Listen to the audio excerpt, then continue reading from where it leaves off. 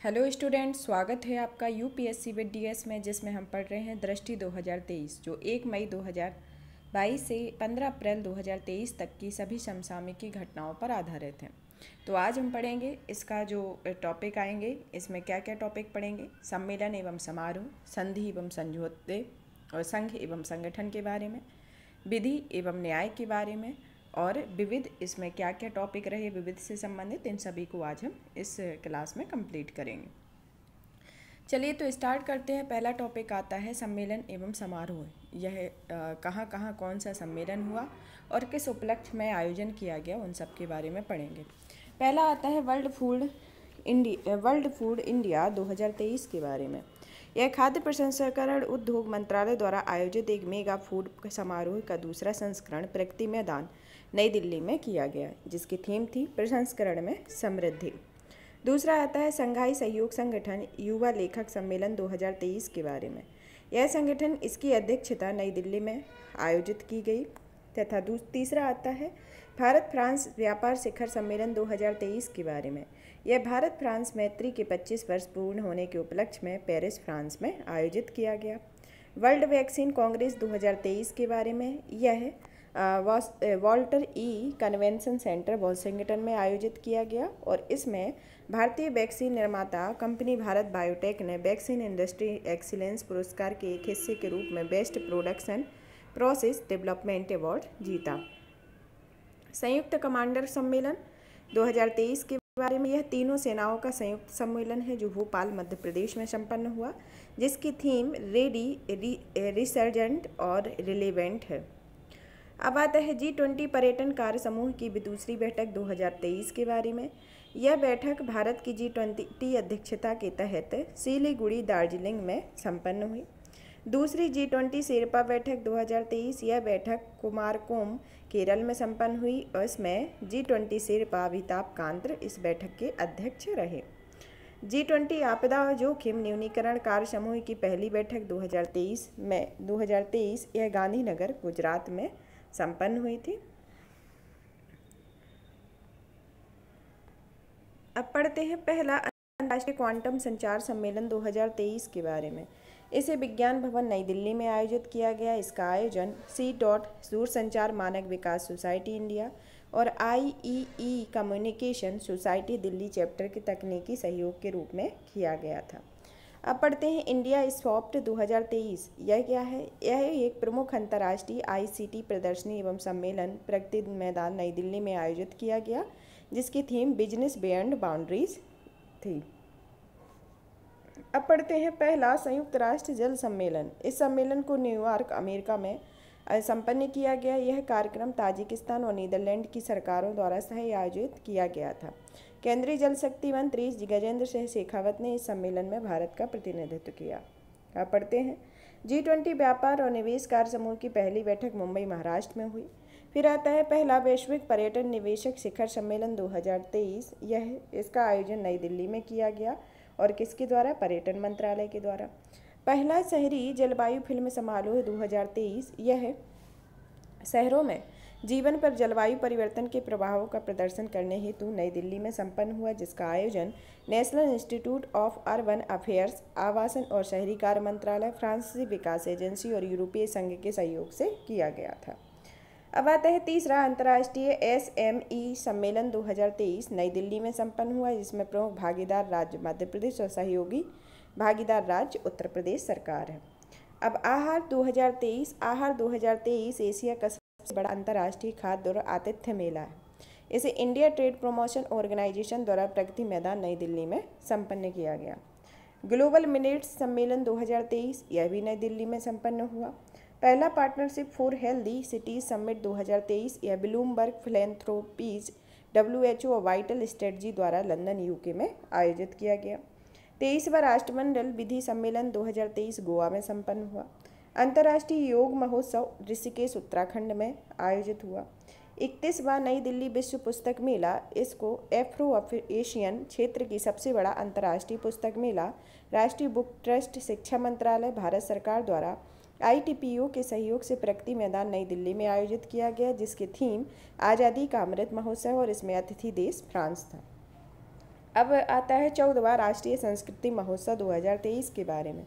इसे भारतीय संस्कृति एवं विरासत का उत्सव कहते हैं, जो संस्कृति मंत्रालय, भारत सरकार एवं पश्चिमी क्षेत्र सांस्कृतिक केंद्र उदयपुर द्वारा डॉक्टर करणी सिंह स्टेडियम बीकानेर में आयोजित किया गया। अब आता है 7वां अंतर्राष्ट्रीय धर्म धम्म सम्मेलन 2023। इसे इंडिया फाउंडेशन द्वारा Sanchi university of Buddhist Indic studies के सहयोग से भोपाल मध्य प्रदेश में आयोजित किया गया, जिसकी थीम थी eastern humanism for the new era. फिर आता है 8वां रायसीना डायलॉग 2023। यह 2 से 4 मार्च 2023 को आयोजित किया गया। यह कहाँ पर हुआ? नई दिल्ली में। और इसकी थीम थी provocation, uncertainty, turbulence, light house in the Tempest. इसका उद्घाटन सत्र की मुख्य अतिथि इटली की प्रधानमंत्री जॉर्जिया मेलोनी थे। राष्ट्रीय युवा संसद महोत्सव 2023 के बारे में। यह युवा संसद महोत्सव नई दिल्ली में आयोजित की गई, जिसकी थीम थी एक बेहतर भविष्य के लिए विचार और विश्व के लिए भारत। फिर आता है मोबाइल वर्ल्ड कांग्रेस 2023 के बारे में। इसे बार्सिलोना स्पेन में संपन्न कराया गया। Bio Asia 2023। इसे एशिया का सबसे बड़ा जीव विज्ञान और स्वास्थ्य देखभाल सम्मेलन का 20वां संस्करण हैदराबाद तेलंगाना में आयोजित किया गया, जिसकी theme advancing for one, shaping the next generation of humanised health care है। अब पढ़ते हैं अंतर्राष्ट्रीय जैव संसाधन सम्मेलन 2023 के बारे में। इसे इम्फाल मणिपुर में आयोजित किया गया, जिसकी theme reimagining ethnopharmacology, globalisation of traditional medicine है। अब पढ़ते हैं 22वां भारत रंग महोत्सव 2023 के बारे में। यह प्रतिष्ठित अंतर्राष्ट्रीय रंग महोत्सव राष्ट्रीय नाट्य विश्वविद्यालय द्वारा दिल्ली, जयपुर, राजमुंद्री, सांची, रांची, गुवाहाटी, जम्मू, श्रीनगर, भोपाल, नासिक एवं केवड़िया में संपन्न हुआ। अब आता है 7वां एशिया आर्थिक संवाद 2023। यह विदेश मंत्रालय, भारत सरकार द्वारा पुणे इंटरनेशनल सेंटर के सहयोग से पुणे, महाराष्ट्र में आयोजित किया गया। इसकी थीम एशिया और उभरती विश्व अर्थव्यवस्था है, विश्व व्यवस्था है। अब आता है 22वां विश्व सतत विकास शिखर सम्मेलन 2023 के बारे में। इसे the energy and resources institute TERI द्वारा इंडिया हैबिटेट सेंटर नई दिल्ली में आयोजित किया गया, जिसकी theme main stream sustainable development and climate resilience for collective action है। अब पढ़ते हैं G20 वित्त मंत्रियों एवं केंद्रीय बैंक के गवर्नरों की बैठक 2023 के बारे में। यह बैठक बेंगलुरु, कर्नाटक में संपन्न हुई। फिर G20 संस्कृति कार्य समूह की पहली बैठक खजुराहो, मध्य प्रदेश में हुई। 17वां इंडिया डिजिटल शिखर सम्मेलन 2023। इसे नई दिल्ली में आयोजित किया गया। इसकी थीम अमृतकाल डिजिटल इंडिया @100 है। 36वां सूरजकुंड अंतर्राष्ट्रीय शिल्प मेला 2023 के बारे में। यह हरियाणा फरीदाबाद सूरजकुंड फरीदाबाद हरियाणा में संपन्न हुआ, जिसमें थीम स्टेट उत्तर पूर्वी क्षेत्र के राज्यों भागीदार देश में संघाई सहयोग संगठन के सदस्य देश हैं। 12वां विश्व हिंदी सम्मेलन 2023। यह सम्मेलन विदेश मंत्रालय, भारत सरकार द्वारा फिजी सरकार के सहयोग से देनाराव आइलैंड कन्वेंशन सेंटर नांदी, फिजी में आयोजित किया गया। इस संयुक्त सत्र का विषय हिंदी पारंपरिक ज्ञान से कृत्रिम मेधा तक इसका मुख्य विषय है। फिर पढ़ते हैं G20 डिजिटल अर्थव्यवस्था कार्यकारी समूह की पहली बैठक 2023। इसे लखनऊ, उत्तर प्रदेश में संपन्न कराया गया। दूसरी भारतीय चावल कांग्रेस 2023। इसे कटक, उड़ीसा में आयोजित की गई। 26वां राष्ट्रीय युवा महोत्सव 2023 धारवाड़, हुबली, धारवाड़, कर्नाटक में आयोजित किया गया, जिसकी थीम विकसित युवा, विकसित भारत है। 18वां विश्व संस्कृत सम्मेलन 2023। इसे international association of Sanskrit studies द्वारा कैनबरा, ऑस्ट्रिया में संपन्न किया गया। अब आता है 11वां जैव ऊर्जा शिखर सम्मेलन 2023 नई दिल्ली में संपन्न हुआ, जिसकी थीम ऊर्जा पारेषण, एक सतत भविष्य के लिए समाधान है। अब आता है पर्पल फेस्ट समारोह 2023। यह अपनी तरह का पहला महोत्सव है, जिसे पणजी, गोवा में आयोजित किया गया।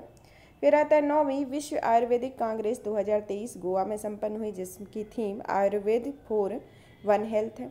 फिर आता है टेक्नोटेक्स 2023। या टेक्निकल टेक्सटाइल पर 10वां अंतर्राष्ट्रीय प्रदर्शनी एवं सम्मेलन मुंबई, महाराष्ट्र में आयोजित किया गया, जिसकी थीम इनवाइजिंग इंडियन टेक्निकल टेक्सटाइल @2047 है। अब आता है एरो इंडिया 2023 के बारे में। यह रक्षा उत्पादन विभाग, रक्षा मंत्रालय द्वारा वायुसेना स्टेशन यलहंका, बेंगलुरु, कर्नाटक में आयोजित किया गया, जिसकी theme the runway to a billion opportunities थी। अब आता है भारत अंतर्राष्ट्रीय विज्ञान महोत्सव 2022 के बारे में। इसे मध्य प्रदेश, भोपाल में आयोजित किया गया। इसकी theme marching toward Amritkaal with science, technology and innovation. फिर आता है तीसरा ASEAN Bharat grass roots innovation forum 2022 के बारे में।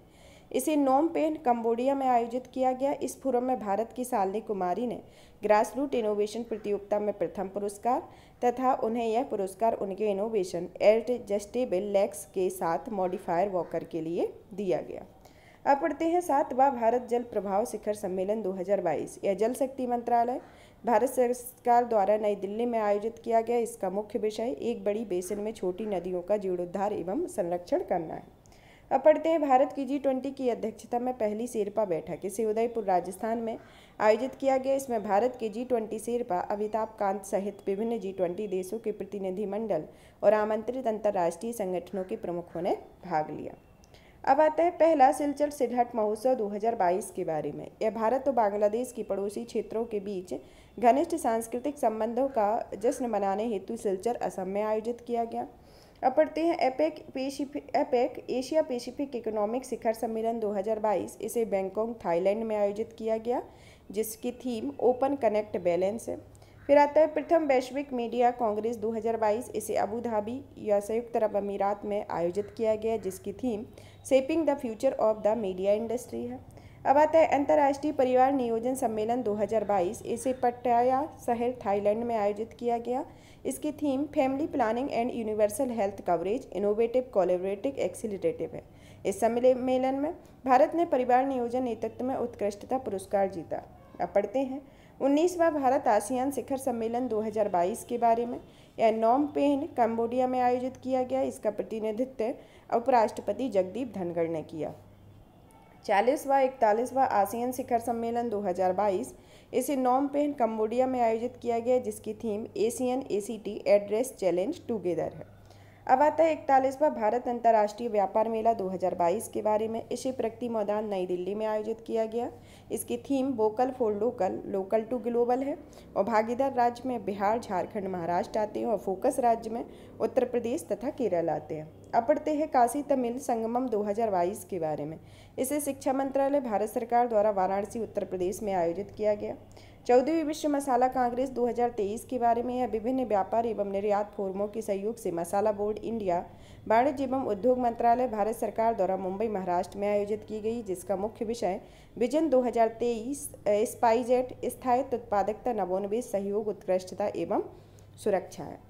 अब पढ़ते हैं 17वां प्रवासी भारतीय दिवस सम्मेलन 2023 के बारे में। इसे इंदौर मध्य प्रदेश में आयोजित किया गया। इसका मुख्य विषय प्रवासी अमृतकाल में भारत की प्रगति के लिए विश्वसनीय साझेदार हैं। इसके मुख्य अतिथि के तौर पर गुयाना के राष्ट्रपति मोहम्मद इरफान अली हैं और ऑस्ट्रेलिया की संसद सदस्य जनेटा मैसकरे हास युवा प्रवासी भारतीय दिवस सम्मेलन की मुख्य अतिथि रहीं। अब पढ़ते हैं पहला आसियान भारत स्टार्टअप महोत्सव 2022 के बारे में। यह बोगोर इंडोनेशिया में आयोजित किया गया। दूसरी संयुक्त राष्ट्र विश्व बहुस्थानिक सूचना कांग्रेस 2022 को हैदराबाद में संपन्न किया गया, जिसका मुख्य विषय geo enabling the global village no one should be left behind है। अब आता है IWA वर्ल्ड वाटर कांग्रेस एवं प्रदर्शनी। इसे कोपेनहेगन डेनमार्क में आयोजित किया गया। 65वां राष्ट्रमंडल संसदीय सम्मेलन 2022 को हैलीफैक्स कनाडा में आयोजित किया गया, जिसका मुख्य विषय inclusive accessible accountable and storage parliaments the cornerstone of the democracy and essential for development है। अब आता है विश्व शहर शिखर सम्मेलन 2022 के बारे में। इस शिखर सम्मेलन को सिंगापुर में वर्चुअली तरीके से आयोजित किया गया। इसका मुख्य विषय liveable and sustainable cities emerging stronger है। अब आता है 17वां मुंबई अंतर्राष्ट्रीय फिल्म महोत्सव 2022 के बारे में। यह मुंबई के वर्ली स्थित नेहरू सेंटर ऑडिटोरियम में आयोजित किया गया। यह कंट्री ऑफ फोकस इसमें बांग्लादेश रही और Dutch film turn your body to the sun ने इस महोत्सव में सर्वश्रेष्ठ वृत्तचित्र के लिए स्वर्ण शंख पुरस्कार जीता। 17वां मुंबई अंतर्राष्ट्रीय फिल्म महोत्सव। अब आता है United Nation Convention to combat desertification की 15वीं मई कॉन्फ्रेंस ऑफ द पार्टी 2022। इसे आबिदजान कोटे दी आइवर में आयोजित की गई, जिसका मुख्य विषय land life legacy for scarcity to prosperity है। अब पढ़ते हैं एजुकेशन वर्ल्ड फोरम 2022 के बारे में। यह लंदन यूके में आयोजित है, जिसका मुख्य विषय education building forward together stronger boulder better है। अब आता है क्वाड नेताओं का शिखर सम्मेलन 2022। इसे टोक्यो जापान में आयोजित किया गया।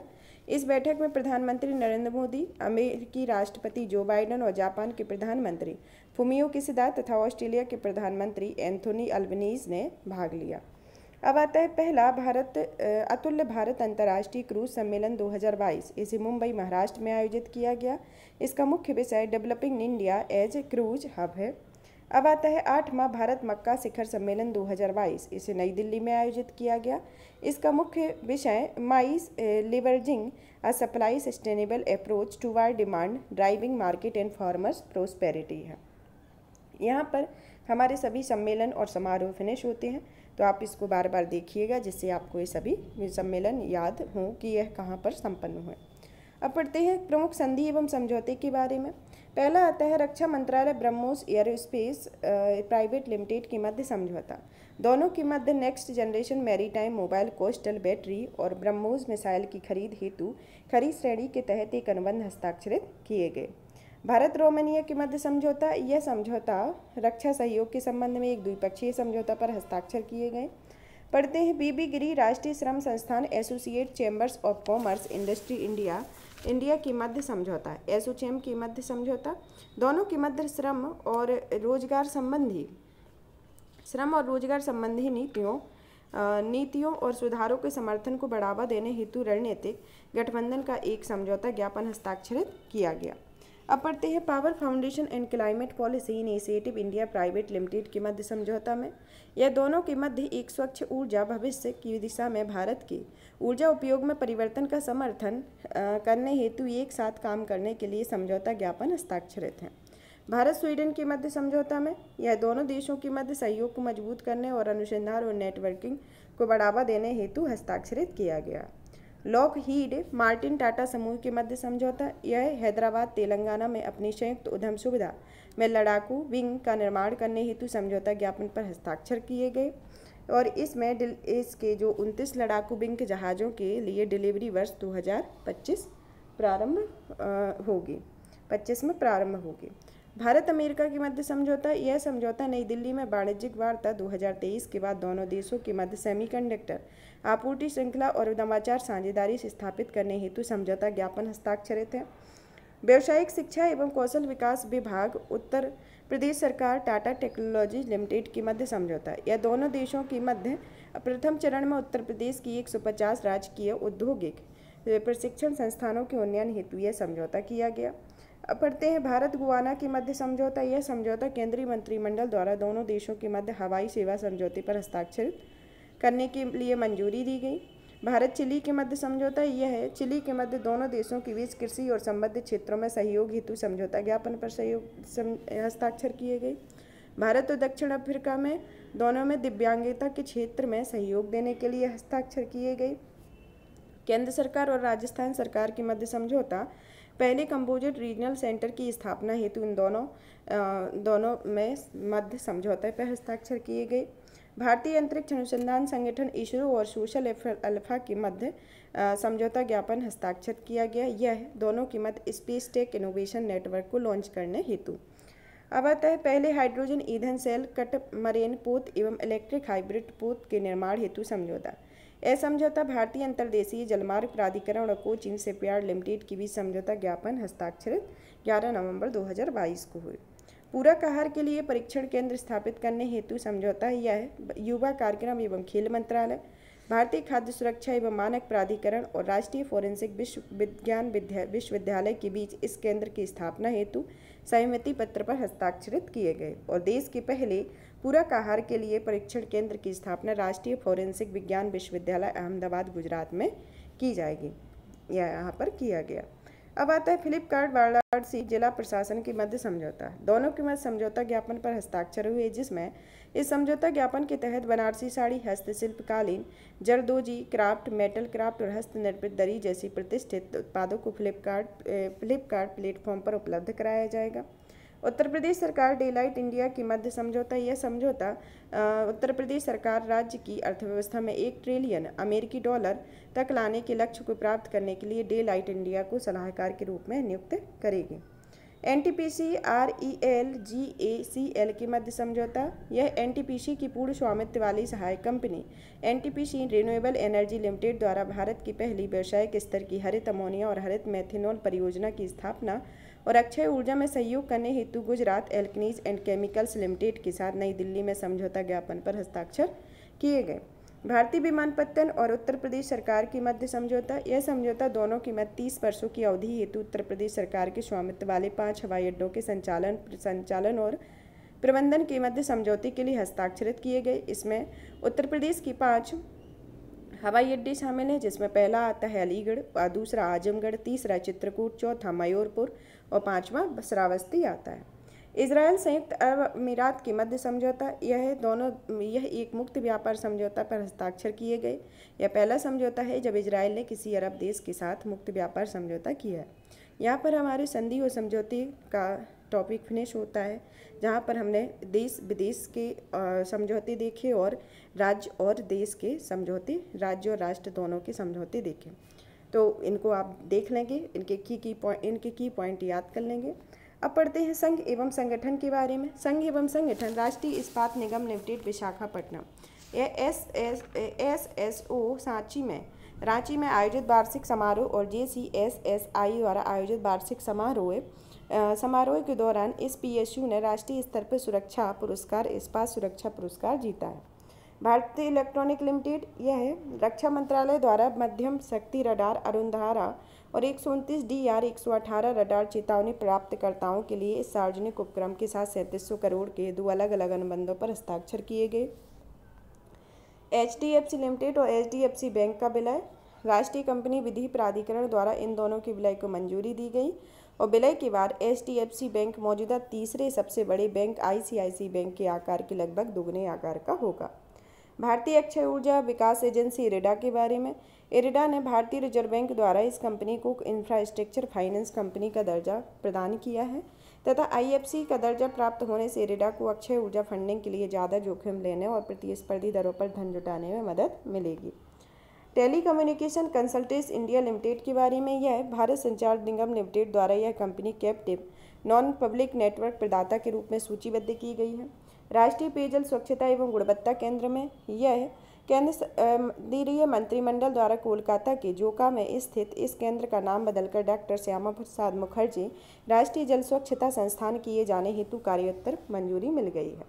रिन्यू पावर यह विद्युत कंपनी द्वारा कर्नाटक के गदग में भारत का पहला 3X platform wind turbine generator की स्थापना की गई। ISIL-SEA यह संयुक्त राष्ट्र सुरक्षा परिषद द्वारा यह आतंकवादी संगठन वैश्विक आतंकवादी संगठन घोषित किया गया। इस संगठन का पूरा नाम Islamic state of Iraq and Levant in south east Asia है। केंद्रीय गुप्तचर प्रशिक्षण संस्थान के बारे में। यह केंद्रीय गृह एवं सहकारिता मंत्री अमित शाह ने देवनहल्ली कर्नाटक में इस संस्थान की आधारशिला रखी। फिर आता है ग्रुप ऑफ फ्रेंड्स के बारे में।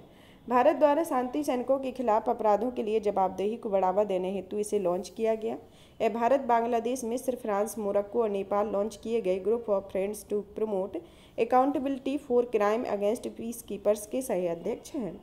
अब आते हैं 3 राष्ट्रीय आयुष संस्थान के बारे में। इन तीनों संस्थानों का प्रधानमंत्री नरेंद्र मोदी द्वारा गोवा में डिजिटल माध्यम से उद्घाटन किया गया तथा उद्घाटित 3 राष्ट्रीय आयुष संस्थानों में अखिल भारतीय आयुर्वेदिक संस्थान गोवा, फिर राष्ट्रीय यूनानी संस्थान गाजियाबाद और राष्ट्रीय होम्योपैथिक संस्थान दिल्ली शामिल है। राष्ट्रीय मुनाफाखोरी रोधी प्राधिकरण के बारे में। यह भारत सरकार द्वारा इस प्राधिकरण को समाप्त करने का निर्णय लिया गया। क्षेत्रीय यूनानी चिकित्सा अनुसंधान संस्थान, इसे केंद्रीय मंत्री सर्बानंद सोनोवाल द्वारा सिलचर में इस संस्थान के अत्याधुनिक परिसर का उद्घाटन किया गया। यह संस्थान यूनानी चिकित्सक का पूर्वोत्तर में स्थापित पहला केंद्र होगा। राष्ट्रीय इस्पात निगम लिमिटेड विशाखापट्टनम के बारे में। यह सार्वजनिक उपक्रम में जकार्ता में आयोजित international convention on quality control circle 2022 में प्रतिष्ठित स्वर्ण पुरस्कार जीता है। Power system operation corporation limited या पोशोको के बारे में। इस विद्युत कंपनी द्वारा अपना नाम बदलकर नया नाम रखने की घोषणा की है। इसमें नया नाम grid controller of India limited होगा। मेधा इंजीनियरिंग एंड इंफ्रास्ट्रक्चर लिमिटेड के बारे में। इस भारतीय कंपनी को मंगोल रिफाइनरी परियोजना से प्राधिकरण पत्र प्राप्त हुआ और इसके तहत मंगोलिया की पहली तेल रिफाइनरी का निर्माण करेगी। क्रेड के बारे में। क्रेड विश्व के सबसे बड़े पेशेवर नेटवर्क लिंक्डइन द्वारा जारी भारत के शीर्ष 25 स्टार्टअप की सूची में यह पहले स्थान पर है। अब आता है टाटा कंसल्टेंसी सर्विसेज के बारे में। मार्केटिंग डेटा और एनालिटिक्स कंपनी कांतार द्वारा जारी भारत के 75 सबसे मूल्यवान ब्रांडों की सूची 2022 में टाटा कंसल्टेंसी सर्विसेज 45.5 बिलियन अमेरिकी डॉलर मूल्य के साथ भारत के सबसे मूल्यवान ब्रांड बन गई है। यह HDFC दूसरे और इन्फोसिस तीसरे स्थान पर है और पहली है टाटा कंसल्टेंसी सर्विसेज। फिर आता है IIT मद्रास। ये भारतीय प्रौद्योगिकी संस्थान IBM क्वांटम नेटवर्क में शामिल होने वाला पहला संस्थान बन गया है। फेडरल बैंक आयकर विभाग के टिन 2.0 प्लेटफॉर्म पर अपने पेमेंट गेटवे प्लेटफॉर्म को सूचीबद्ध करने वाला पहला बैंक बना। अडानी समूह टोटल एनर्जीज के मध्य साझेदारी दोनों के मध्य संयुक्त रूप से विश्व का सबसे बड़ा हरित हाइड्रोजन पारिस्थितिकी तंत्र बनाने हेतु साझेदारी की गई। तेल एवं प्राकृतिक गैस लिमिटेड में यह भारतीय कंपनी इंडियन गैस एक्सचेंज पर घरेलू गैस का व्यापार करने वाली भारत की पहली खोज एवं उत्पादन कंपनी बन गई है।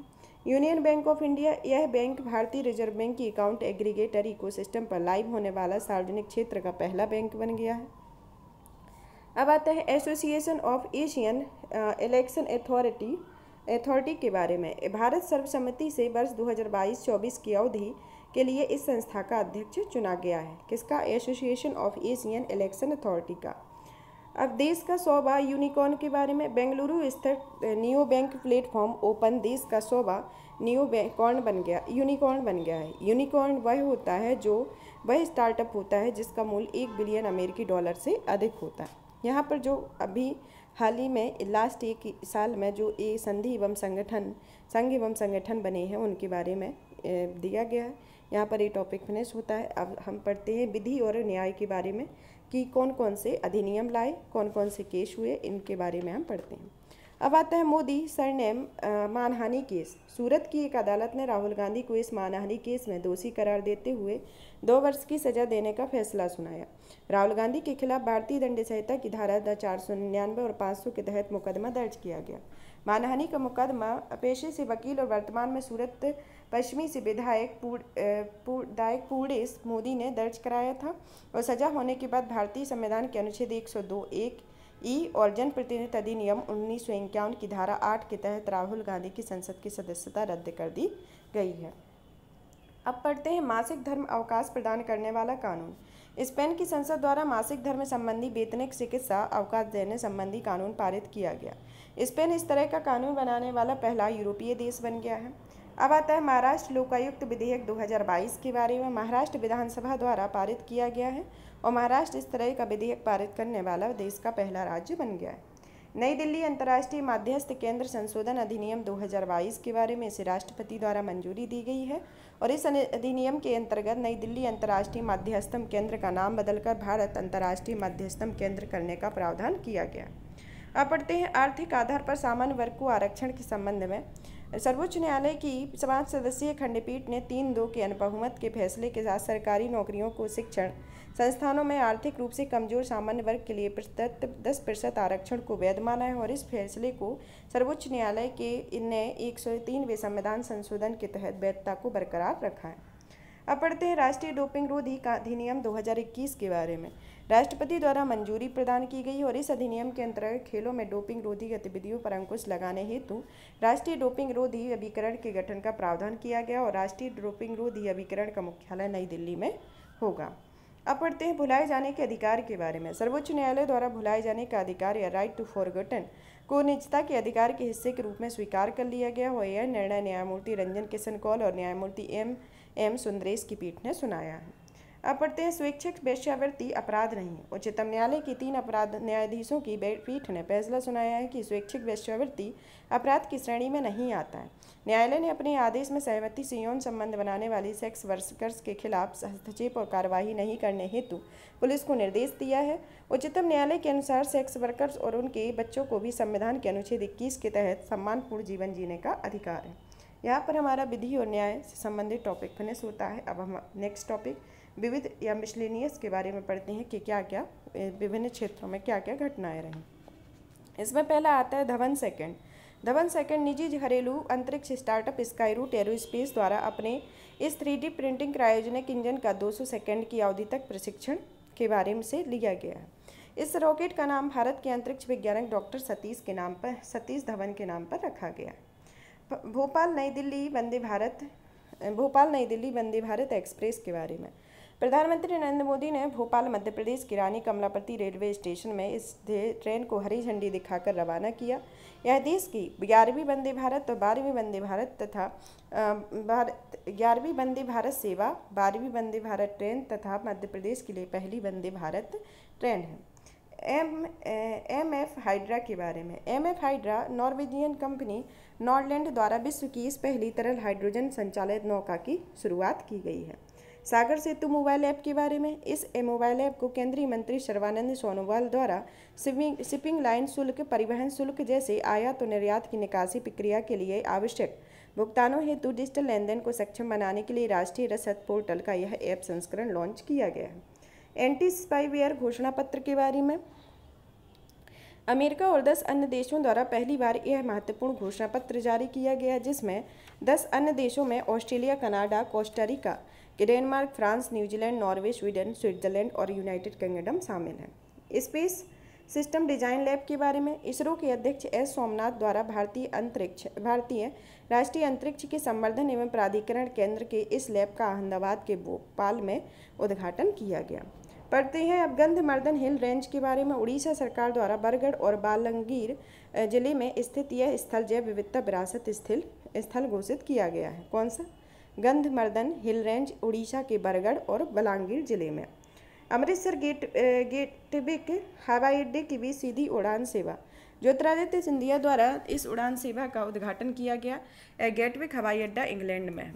सागर मंथन के बारे में केंद्रीय मंत्री सर्बानंद सोनोवाल द्वारा प्रवर्तन, पोत, परिवहन और जलमार्ग मंत्रालय ने इस रियल टाइम प्रदर्शन निगरानी डैशबोर्ड का शुभारंभ किया। बेतिक हेरिटेज पोर्टल के बारे में यह नई दिल्ली में इसका लोकार्पण किया गया। इस पोर्टल को इंदिरा गांधी राष्ट्रीय कला केंद्र द्वारा विकसित किया गया और इसमें 64 कलाओं पर आधारित वर्चुअल म्यूजियम कला वैभव का भी लोकार्पण किया।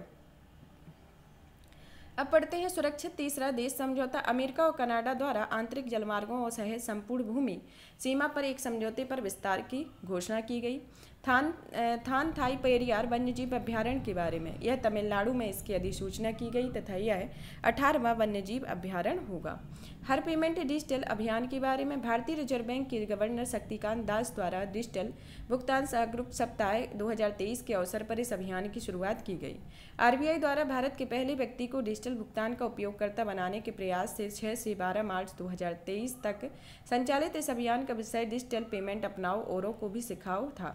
इस अवसर पर आरबीआई द्वारा आज़ादी के 75 वर्ष पूरे होने के उपलक्ष्य में 75 डिजिटल गांव कार्यक्रम की शुरुआत की गई।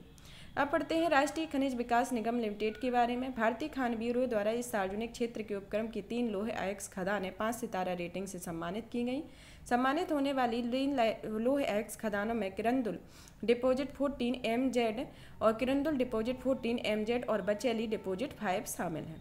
अब पढ़ते हैं Nifty India municipal bond index के बारे में। एनएसई की शाखा एनएसई इंडेक्स लिमिटेड द्वारा देश की यह पहला म्यूनिसिपल बॉन्ड इंडेक्स लॉन्च किया गया है। चर्चगेट रेलवे स्टेशन के बारे में महाराष्ट्र सरकार द्वारा इस रेलवे स्टेशन का नाम बदलकर आरबीआई के पहले गवर्नर एवं पूर्व केंद्रीय मंत्री सीडी देशमुख के नाम पर रखने का प्रस्ताव पारित हुआ है। अब आता है यूपीआई पे नाउ लिंकेज के बारे में। प्रधानमंत्री नरेंद्र मोदी और सिंगापुर के प्रधानमंत्री ली सीन लूंग ने भारत के यूनिफाइड पेमेंट इंटरफेस और सिंगापुर के पे नाउ के बीच क्रॉस बॉर्डर कनेक्टिविटी के उद्घाटन अवसर पर वर्चुअल माध्यम से आयोजित कार्यक्रम में भाग लिया। यह सिंगापुर का पहला देश है जिसके साथ सीमा पार व्यक्ति से व्यक्ति भुगतान सुविधा शुरू की गई है। सिंकुला सुरंग सुरक्षा मामलों की मंत्रिमंडलीय समिति द्वारा लद्दाख के सीमावर्ती क्षेत्रों के सभी मौसम में संपर्क प्रदान करने हेतु मनाली दारचा पदम नीमू अक्ष पर 4.1 किलोमीटर लंबी इस सुरंग के निर्माण को मंजूरी मिली है। डिजिटल सिल्वर के बारे में digital silver MMTC PAMP India द्वारा डिजिटल गोल्ड की तर्ज पर इसको लॉन्च किया गया है। अब यह सोने की तरह चांदी को भी 1 रुपये जैसे छोटे अमाउंट में खरीदा जा सकता है। इसका यूटीएम के बारे में इसका यूटीएम केंद्रीय मंत्री नितिन गडकरी द्वारा मानव रहित हवाई यातायात को मानव युक्त विमानन हवाई क्षेत्र के साथ एकीकृत करने हेतु इसका अनावरण किया गया है। यह देश में अपनी तरह का पहला drone air traffic management system है।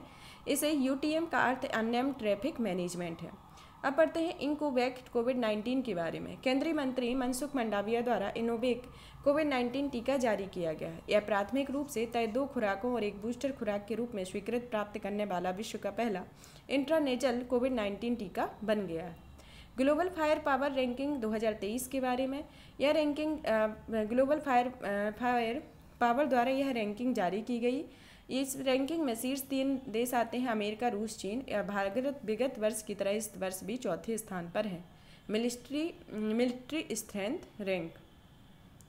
यूविन के बारे में। यूविन केंद्रीय स्वास्थ्य एवं परिवार कल्याण मंत्रालय द्वारा देश में महिलाओं और बच्चों के टीकाकरण का डिजिटल रिकॉर्ड रखने हेतु तैयार किया गया है। यह प्लेटफॉर्म है। Adani enterprises limited, Ashok Leyland, Ballard power के मध्य समझौता। यह तीनों के मध्य खनन, रसद, परिवहन हेतु एक हाइड्रोजन ईंधन सेल इलेक्ट्रिक ट्रक विकसित करने हेतु एक पायलट परियोजना शुरू करने वाला समझौता है।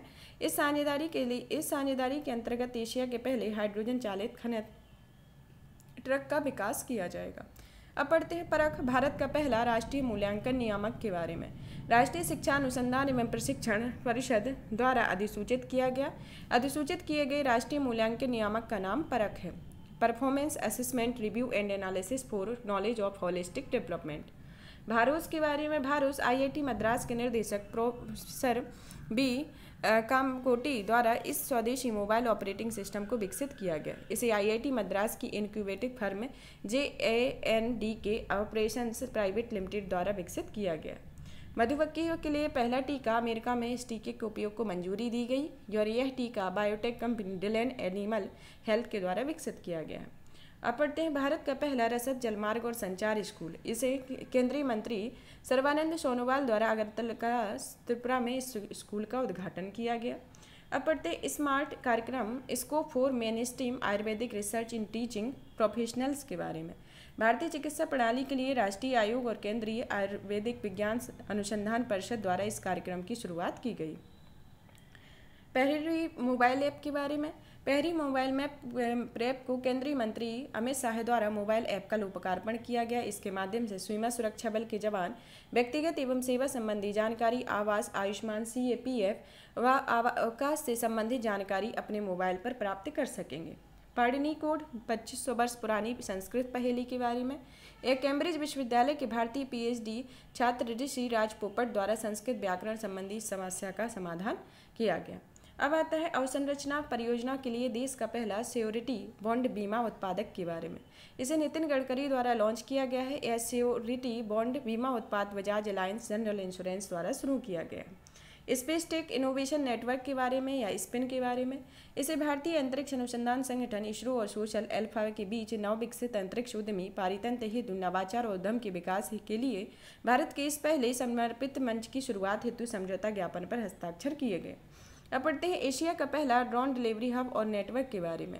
मेघालय सरकार द्वारा इसका अनावरण किया गया और इसे मेघालय सरकार ने स्टार्टअप टेक ईगल के साथ साझेदारी में शुरू किया। अब पढ़ते हैं भारत का पहला GMS आधारित लोब या हाइब्रिड के बारे में। यह धरती एग्रो द्वारा लॉन्च किया गया है और यह कंपनी GMS आधारित लोब या हाइब्रिड लॉन्च करने वाली विश्व की पहली कंपनी बन गई है। कंपनी ने लोबिया की 3 संकर प्रजातियां बबली, सैडली और पूर्वजा को जारी किया है। कौन कौन सी? बबली, सैडली, पूर्वजा। बर्ड ऑफ द ईयर 2022 के बारे में। मरियम वेबस्टर द्वारा गैस लाइटिंग घोषित किया गया है। एक्सपोर्ट डिक्शनरीज द्वारा गोबलिन मोड घोषित किया गया है तथा कॉलेक्स डिक्शनरी द्वारा इसे परमा क्राइसिस घोषित किया गया है और कैम्ब्रिज डिक्शनरी द्वारा होमर घोषित किया गया है। शांति निर्माण आयोग का नया सदस्य किसे बनाया गया है? नेपाल को चुना गया है। इसका कार्यकाल 2 वर्ष होगा जो 1 जनवरी 2023 से लागू होगा। एशिया का पहला end to end embedded finance platform SBM bank of India और open financial technologies private limited द्वारा इसे लॉन्च करने हेतु एक रणनीतिक साझेदारी की घोषणा की गई और इस प्लेटफॉर्म का नाम जेडविच रखा गया है। भारत का पहला निजी रॉकेट लॉन्चपैड और मिशन नियंत्रण केंद्र के बारे में। इसे चेन्नई स्थित अंतरिक्ष तकनीक स्टार्टअप अग्निकुल कॉस्मोस द्वारा उद्घाटन किया गया। इसे सतीश धवन अंतरिक्ष केंद्र सार श्रीहरिकोटा में स्थापित किया गया। विश्व का पहला हाइड्रोजन संचालित विमान इंजन के बारे में। एयरलाइन EasyJet और विमान इंजन निर्माता रॉयल्स रॉय द्वारा MOD बॉस्कॉम्बे डाउन UK में इसका परीक्षण किया गया। राष्ट्रीय आत्महत्या रोकथाम रणनीति के बारे में। इसे केंद्रीय राज्य एवं परिवार केंद्रीय स्वास्थ्य एवं परिवार कल्याण मंत्रालय द्वारा इसकी घोषणा की गई। और राष्ट्रीय आत्महत्या रोकथाम रणनीति देश में अपनी तरह की पहली रणनीति है और इस रणनीति के अंतर्गत वर्ष 2030 तक समयबद्ध कार्य योजना और बहुक्षेत्रीय सहयोग के माध्यम से आत्महत्या मृत्यु दर में 10% कमी लाने का लक्ष्य रखा गया है। अब पढ़ते हैं देश में पहले मल्टी मॉडल लॉजिस्टिक पार्क के लिए कार्य का आवंटन। इसे सड़क परिवहन एवं राजमार्ग मंत्रालय के द्वारा कार्य का आवंटन देश में पहले आवंटन 11 नवंबर 2022 को किया गया और देश में पहले मल्टी मॉडल लॉजिस्टिक पार्क की स्थापना चेन्नई के मापेदू में 184.27 एकड़ क्षेत्र में की जा रही है। अब पढ़ते हैं चौथे फिट इंडिया स्कूल सप्ताह का शुभंकर किसे बनाया गया। ओलंपिक में 2 बार पदक विजेता महिला बैडमिंटन खिलाड़ी PV सिंधु द्वारा शुभंकर तूफान और तूफानी लॉन्च किए गए। आइजोल मिजोरम का एवॉक क्लस्टर, यह श्यामा प्रसाद मुखर्जी रूरबन मिशन के तहत पूरा होने वाला पहला क्लस्टर बना। भारतीय मातृभाषा सर्वेक्षण के बारे में इसे केंद्रीय गृह मंत्रालय भारत सरकार द्वारा 576 भाषाओं की फील्ड वीडियोग्राफी के साथ इस सर्वेक्षण को पूरा किया गया। नेहोन्सू जापान सेक के लिए GI टैग के लिए आवेदन, भारत में पहली बार जापान के दूतावास ने इसके लिए आवेदन किया था। अब पढ़ते हैं भारत का पहला स्वदेशी ओवरहॉसर मैग्नेटोमीटर, यह भारतीय भूचुंबकत्व संस्थान मुंबई द्वारा अपने प्रौद्योगिकी विकास कार्यक्रम के हिस्से के रूप में विकसित किया गया है। अब पढ़ते हैं भारत की पहली नाइट स्काई सेंचुरी, यह सेंचुरी केंद्रीय मंत्री जितेंद्र सिंह द्वारा अपने 3 महीने के भीतर लद्दाख में स्थापित करने की घोषणा की है और प्रस्तावित dark sky reserve Hanle Ladakh में चांगडांग वन्यजीव अभ्यारण्य में एक हिस्से के रूप में स्थापित किया जाएगा। अब पढ़ते हैं उत्तर प्रदेश इको टूरिज्म विकास बोर्ड के बारे में। इसका गठन उत्तर प्रदेश मंत्रिमंडल द्वारा किया जाएगा और इसका मुख्यालय लखनऊ में होगा और इस बोर्ड के अध्यक्ष मुख्यमंत्री होंगे। भारत की पहली सैलाइन वाटर लालटेन के बारे में, इसका अनावरण केंद्रीय मंत्री जितेंद्र सिंह के द्वारा किया गया। यह सैलाइन वाटर लालटेन का नाम रोशनी है। अब पढ़ते हैं पहला 3D प्रिंटिंग मानव कॉर्निया के बारे में। भारत में पहली बार LB प्रसाद आई इंस्टीट्यूट IIT हैदराबाद और centre for cellular and molecular biology के शोधकर्ताओं द्वारा मानवदाता कॉर्नियल ऊतक से 3D प्रिंटिंग कॉर्निया विकसित की जाएगी। अब पढ़ते हैं संस्कृत ग्राम के बारे में। उत्तराखंड सरकार द्वारा प्रदेश के सभी 13 जिलों में एक संस्कृत ग्राम विकसित करने का निर्णय लिया है और हिंदी के बाद संस्कृत उत्तराखंड राज्य की दूसरी आधिकारिक भाषा बन गया है। अब पढ़ते हैं मस्तिष्क अनुसंधान केंद्र बेंगलुरु कर्नाटक में, इसका प्रधानमंत्री नरेंद्र मोदी द्वारा इसका उद्घाटन किया गया। बालिका पंचायत पहल के बारे में, गुजरात के कच्छ जिले में कई गांवों में इस पहल की शुरुआत की गई। वह देश में शुरू की गई पहली बालिका पंचायत है।